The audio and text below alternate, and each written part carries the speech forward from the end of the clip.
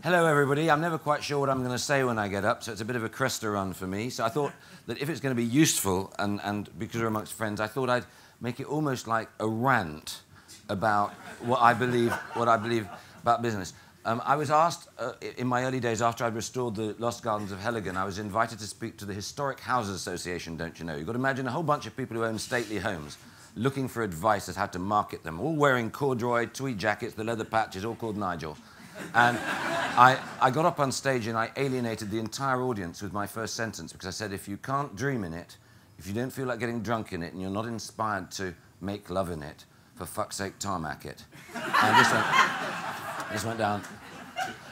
This is partially to do with my hatred of the British desire to worship the past as if it was somehow a better place. Go and see a dentist in 1600, it'll cure you.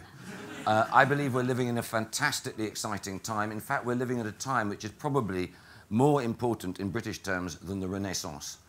And yet no one will talk about it because the people who are paid to talk about it, those who write newspapers and make films, are generally not scientists, so they talk about culture and the arts, as opposed to the fact that at the moment Britain is probably the world's leading country in nanotechnology, genomics, all sorts of things which are absolutely brilliant, and we ought to be feeling really excited about our nation's future rather than depressed as if we're going to get mugged around the next door corner. I think also that there ought to be a ban on anybody who uses these words. They ought to be just thrown out. Centres of excellence, out of the box, joined up thinking, leading edge, cutting edge, bleeding edge. That's when I presume you get too close to that cutting edge. And out of the box and then thinking the unthinkable. I mean, what's going on? You know. Those words should be banned. I also hate, and I ban them at Eden, innovation and creativity. Creativity is useless, it's pointless, it is a word usually used by the people who aren't creative. And having travelled the country and spoken to lots of people who write books about creativity and business, I found them the least imaginative people I have ever met. Absolutely. I was asked by venture capitalists when I wanted to do the Eden project, what's your exit strategy? When a man asks you that, there's only one answer: death. Then you get asked by people, you know, your business plan just won't work because if you can't sum up what you do in one sentence, you can't create a brand. And I reply, if I could sum up what I'm about to do in one sentence, I wouldn't want to work there. You know, there are all those things you've got to bear in mind. Storytelling as well is the thing. You see, it isn't enough to ask someone for money. That's a supplicant's job. That's begging. What you need to do is to make the people you want money from fear death. You need to ask, what is going to be written on your tombstone, schmuck? Do you know what it feels like to be the guy who turned down the Beatles? Think of the shame his grandchildren feel. How could you visit this upon your own relatives? Be brave. Now, underneath all this, there is a truth that we all know. I mean, eggs. I want to talk about eggs. I knew I wanted to talk about eggs. Did you know that 15 years ago you could buy eggs in supermarkets? Just eggs. Then it got very exciting. You could buy eggs from chickens that had been released from bondage. They were now in barns. You could buy barn-laid eggs.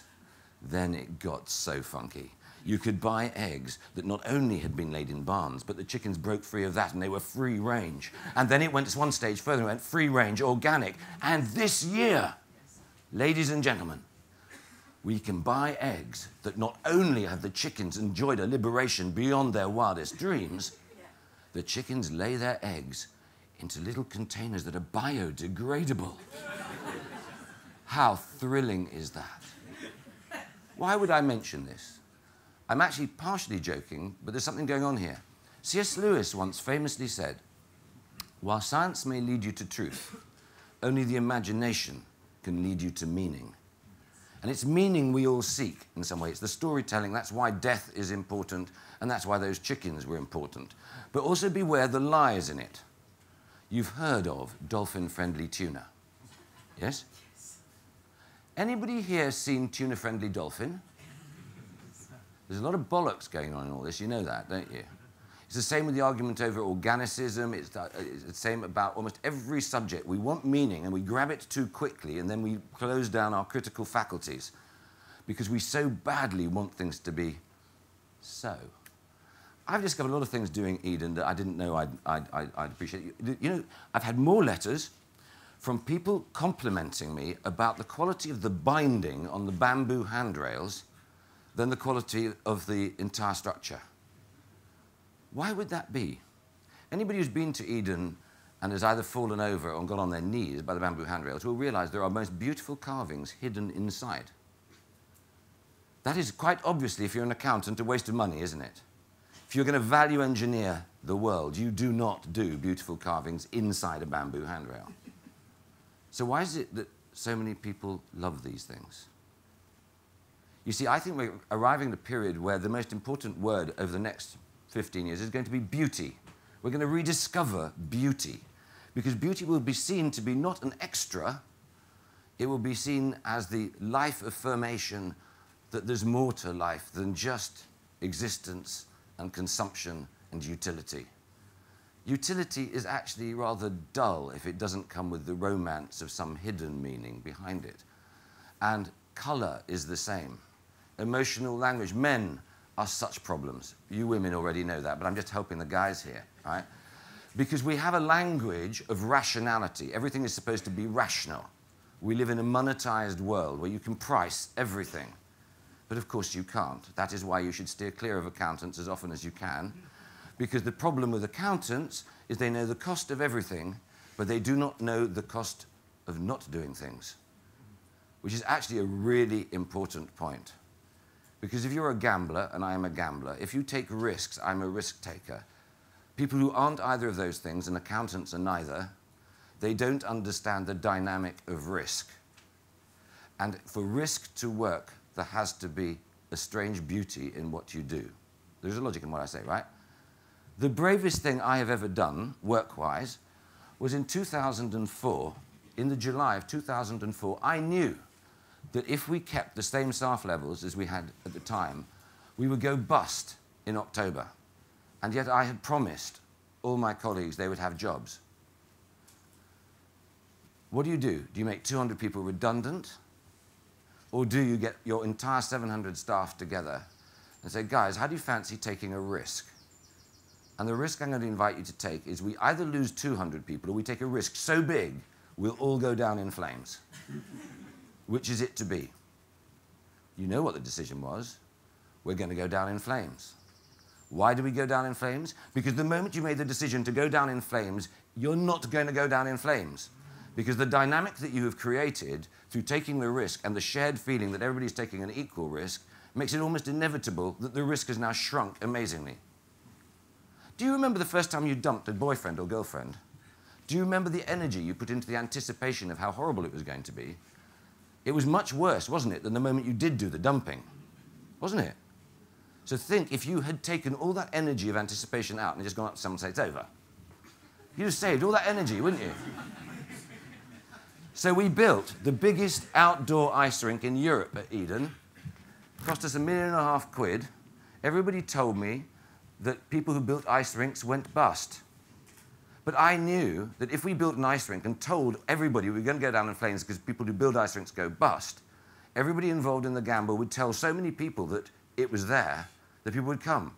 So in that winter when we built the ice rink, over 150,000 people came to see what kind of mad critters were building an ice rink when it's so obvious you're going to go bust. I'm saying this actually with a very serious point, that people don't understand gambling and risk-taking. All my life, at the age of 37, actually not all my life, at the age of 37 I made a decision. I'd been in the music industry. I'd had a horrible time. I'd had success. I'd written the biggest record in French history. And I was going along the Champs-Élysées, and I was going to an award ceremony. It had been #1 for 15 weeks. And I burst into tears. Why did I burst into tears? I now know why I burst into tears. Because the trouble is when you want something really badly, but it's not from here, it feels like ashes. Dorothy Parker once famously said, the problem with getting there is that when you get there, there's no there. And that was what it was about. And I decided that day that I was going to leave the music industry. It took me a few years to do it. But that when I actually made the break, I was going to gamble with my life to the point that I would do what intuition told me to do. When I go and speak to students, and I say, there are 2 things I wish I'd known when I was 19. 2 things. Well, 3. The third is I wish I'd known how to talk to ladies better. But the two really serious things were, number one, not to waste a moment of your life trying to be the person that you think your parents want you to be. Because when you get to the age your parents are, you discover they didn't have a clue. So you wasted all that time. And the second thing is to trust intuition. Because if you trust your intuition, there will be millions of people like you. So the only issue is marketing, letting them know that you've got this idea, unless you're a freak. Yeah? And most of us aren't freaks. So you've got to trust your instincts. And since the day I decided to do that, I have rolled 6. Every dice has rolled 6. There's something about your body language and your certainty that when you say, I'm doing this, I really feel it. I'll give you a musical analogy. If you hand someone a tape and you say, you might quite like that, I think it's all right, no one's bothered. You say, I adore this. People listen to it with different ears. So, we're talking about entrepreneurship. The first thing I notice about most successful entrepreneurs is that they don't think of themselves as entrepreneurs. The only people who actually use the word entrepreneur are bankers who really want to be entrepreneurs but can't be. Have you learned? They steal your language, bankers. That's why I loathe bankers too. God, we'd like to invest and take a risk. We'll give you £10,000 on easy terms. Look, you fucker, easy terms is put your house on the line. Yes. You know? Most real entrepreneurs were like Joel, you know, earlier. What a brilliant talks the guys gave this morning. But real entrepreneurship is actually trusting your spirit and putting your life on the line, because the moment you've done it, it's almost certain you will succeed because it matters. And things that matter make the blood course through your veins in different ways. When I did Heligan, I only knew green side up is what a plant is. That is honestly all I knew. But I knew I was looking at a place of such romance that I just loved the smell of it. I loved the feel of it. And I knew that if I could get to the public, they would want to come. So we did a TV documentary, and the TV documentary won awards all over the place. It's fantastic. Only one mistake. They forgot to mention we weren't open yet. So we got all these people arriving in coaches. Then I thought, so we ripped the toilet out of the Portaloo, just like the one up there. It brought back memories last night when we were having a pee in there. We ripped the toilet out, and I put one of my builders in there, and he charged people to come in. It was fantastic. They'd come in, they'd watch the work, and they'd say, what's happening around the corner? And we'd say, don't know, mate, but here's a machete. Why don't you go and find out? It was brilliant. And then I made a really stupid mistake. I thought I was funny to children because I had children myself. Right? So I said, I'll take all the school groups over 3 days, most stressful days of my life. They didn't find me funny at all. They thought I was really boring, and they beat each other up, and they broke the garden up and the rest of it. Second night, I'm reading my children as a Roald Dahl story and thinking of pulling a sickie for myself for the 3rd day because I couldn't face it anymore. I arrived the following day, my tummy tight as a drum, and I suddenly knew what to do. I looked out at these children, and I sneered. I said, I'm going to tell you about poison. The poisons that will burn through your little stomachs, and you will bleed to death. Drip, drip, drip. Respect. Wow. And I warmed up. I warmed up then with stories about the ancient Aztecs and the drugs invented by the Aztecs to stop live human sacrifices, screaming as their still pumping hearts were being cut out of their chest cavities, to be ripped out, ventricles and all, to be held up to celebrate the dawning of the summer solstice. At this point, I could have done anything with these kids, but the parents were appalled. But what I learned from that about storytelling is everything. If you can create a narrative that people want to be part of, you can do almost anything, and that's where Eden was. I had this idea, people would say, Tim, you're so visionary. Well, that old tosh. Is there anybody in here, is there anybody aged 12 that did not dream of building either a big dam or a mad Ludwig castle or a lost civilization? You know, that's what you do when you're 12. That's not visionary. The only visionary thing I had was to believe that I could find a story that would persuade 300 people professionally trained to say no, to get them to say yes. And that's where I started, about death, talking to people about death, and do they want to be the guy that turned down the Beatles? So you've got to instill that fear. So suddenly we raised the money. Then you have to learn how to tell future truths. You need to be able to lie, but in such a way that eventually it will look like you were telling the truth. You were just in advance. You were in advance of the situation, that was all. The worst lie I told was that the Millennium Commission, who supported half the money, they sent a fax, which they graded all the projects into grade A, grade B, grade C, and grade C was, what on earth are we thinking of? Go away. When the fax came through, Eden Project was grade C. I already had 100 people who'd given up their jobs to work with me to build the Eden Project. You cannot, at that point, say you're not doing it, can you? So what do? you hold a press conference, don't you?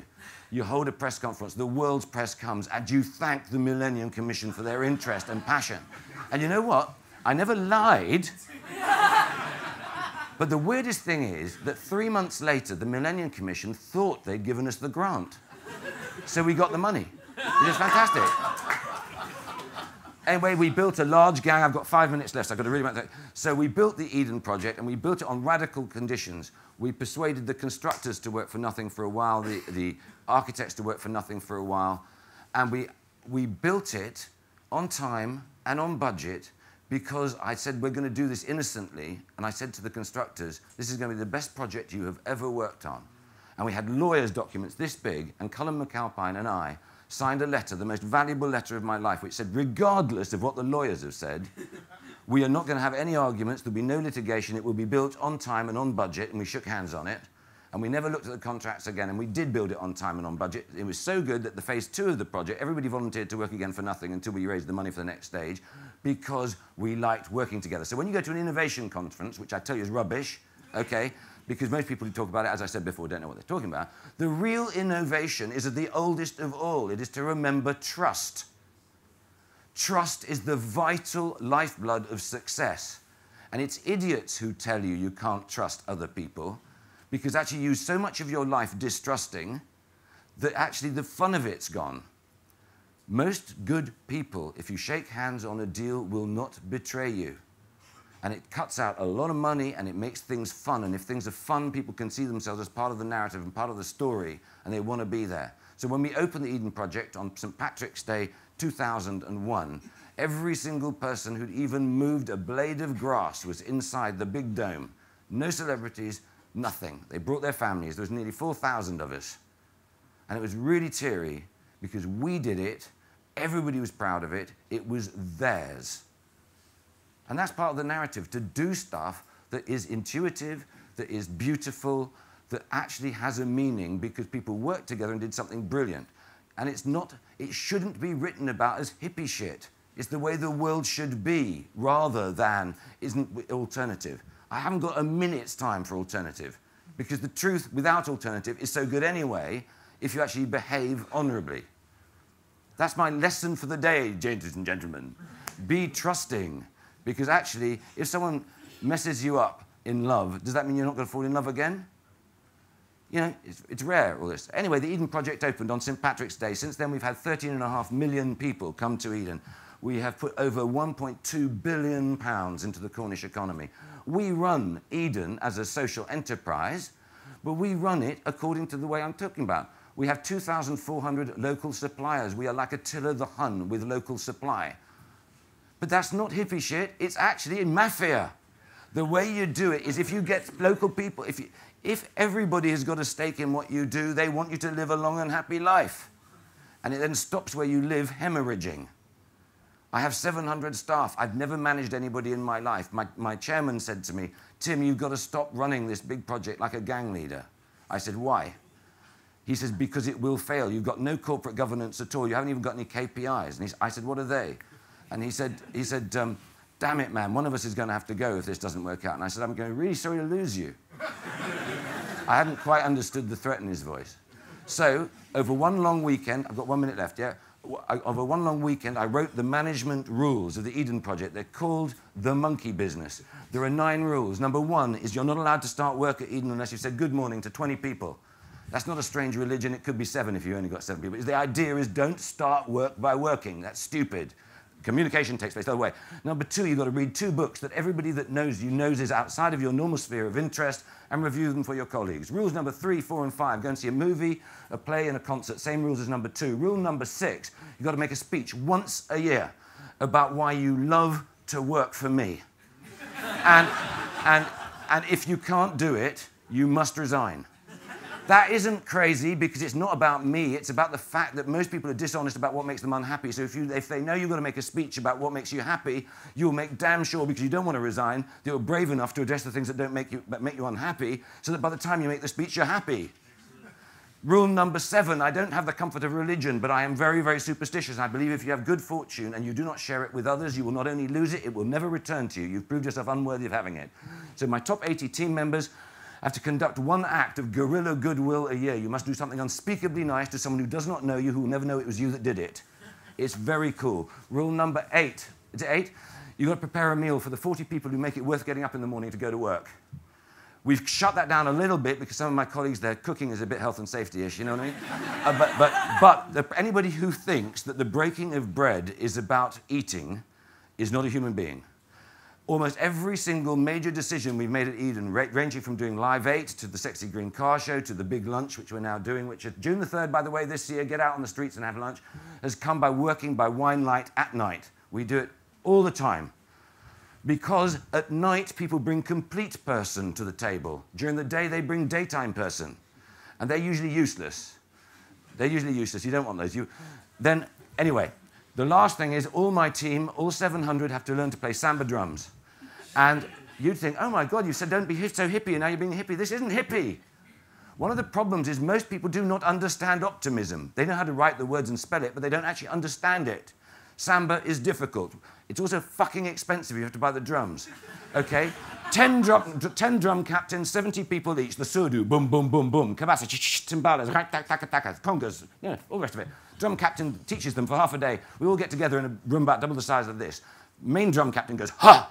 70 people with surdus, boom, boom, boom, boom, boom. Their little veins, they're so tense they're British. You know, and then you have the cabasas come in, then the timbales come in, right?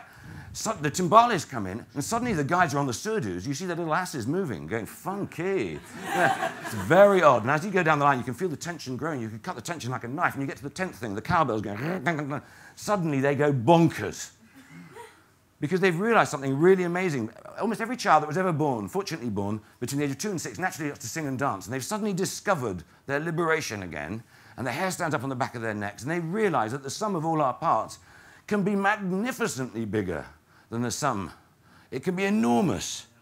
And when you know that, you can understand optimism, and you can understand its close cousin hope, because you realize that Homo sap is a very clever little creature. And if we're all going to fry because we fuck up the planet, we deserve it. But what a wonderful time to be living, that we're being given a challenge worth rising to prove whether we were worth the name we gave ourselves, or else it's a wonderful joke.